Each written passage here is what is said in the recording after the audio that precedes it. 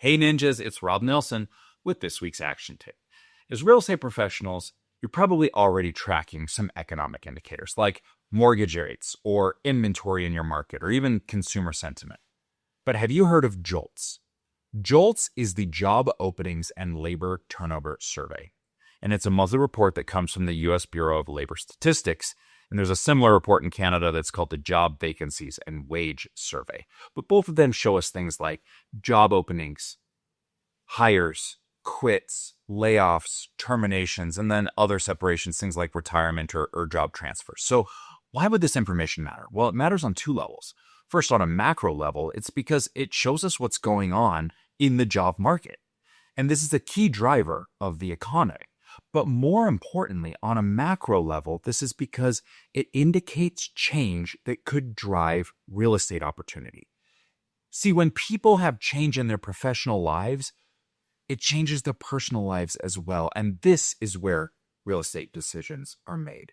So the JOLTS data tells us this, that roughly 35 to 40% of all job changes will happen in the months of December to February.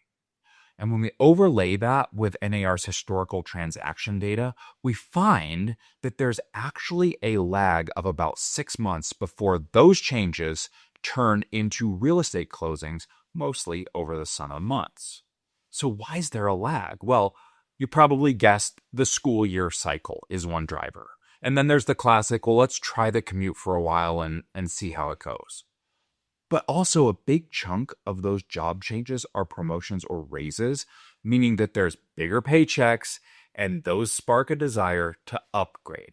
So here's your action tip for this week. Start by remembering what Don Tennyson told us last week, that flow is the what and forward is the how when it comes to connecting with people.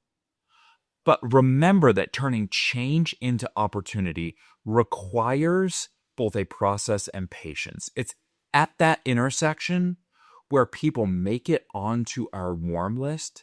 So as the weather cools down, your warm list should be heating up, because there's often a lag between the time of change happening and when clients start actively thinking about making a move.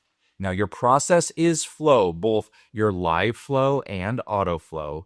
And this should be powered by Ford. It's the questions that you ask to understand what's really going on in people's lives. So go flow with Ford and heat up your warm list, because process and patience form opportunity. Have an amazing week.